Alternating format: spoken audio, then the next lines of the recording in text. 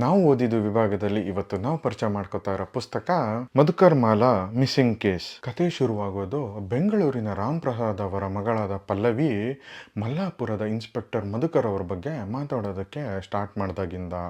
So ಇವರು ಜಾಸ್ತಿ details ತಿಳ್ಕೊಳ್ಳೋಕೆ ಅಂತ ಮಲ್ಲಾಪುರಕ್ಕೆ ಹೊರಡ್ತಾರೆ. ಇದೇ ಸಮಯಕ್ಕೆ ಸರಿಯಾಗಿ ಮಲ್ಲಾಪುರದ ನೀಲಯ್ಯ ಗೌಡ ಅವರ ಸೊಸೆ ಸುಕನ್ಯಾ ತನ್ನ ತಂದೆ ಇನ್ಸ್ಪೆಕ್ಟರ್ ಮಧುಕರ್ ಅವರ ಮಿಸ್ಸಿಂಗ್ ಕೇಸನ್ನು ನಮ್ಮ ಲೋಕಲ್ ಶರ್ಲಾಕ್ ಹೋಮ್ಸ್ ಆದ ಹಿಮವಂತನಿಗೆ ವಹಿಸಲು ಬರ್ತಾಳೆ.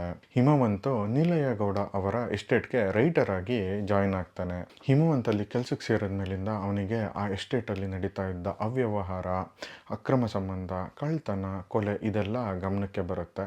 ಹಾಗೆ ಆ ಎಸ್ಟೇಟಲ್ಲಿ ಇದ್ದ ಹಲವಾರು ರಹಸ್ಯಗಳು ಕೂಡ ಅವನು ತಿಳ್ಕೊತಾನೆ. ಕೌಶಿಕ್ ಅವರ ಸಿಗ್ನೇಚರ್ ಸ್ಟೈಲು ಈ ಪುಸ್ತಕದಲ್ಲೂ ಕಂಟಿನ್ಯೂ ಆಗಿದೆ.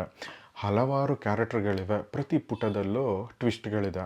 ಕಡೆಗೆ ಕೇಸ್ ಏನಾಯಿತು, ಈ 5 ವರ್ಷದ ಹುಡುಗಿಗೂ ಆ ಇನ್ಸ್ಪೆಕ್ಟರ್ ಮಧುಕರ್ಗೂ ಏನು ಸಂಬಂಧ, ರಾಮ್ ಪ್ರಸಾದ್ ಏನಾದರೂ ಈ ಕೊಲೆಗಳನ್ನ ಮಾಡಿದ್ನ, ಕಡೆಗೂ ಆ ಎಸ್ಟೇಟಲ್ಲಿ ಎಷ್ಟು ಜನ ಕೊಲೆಯಾದರು, ಯಾರು ಕೊಲೆ ಮಾಡಿದ್ರು, ಎಷ್ಟು ಜನ ಮಿಸ್ಸಿಂಗ್ ಆದರು, ಹೇಗೆ ಮಿಸ್ಸಿಂಗ್ ಆದರು, ಇದನ್ನೆಲ್ಲ ಡಿಟೆಕ್ಟಿವ್ ಹಿಮವಂತ್ ಕಂಡುಹಿಡಿತಾನೆ.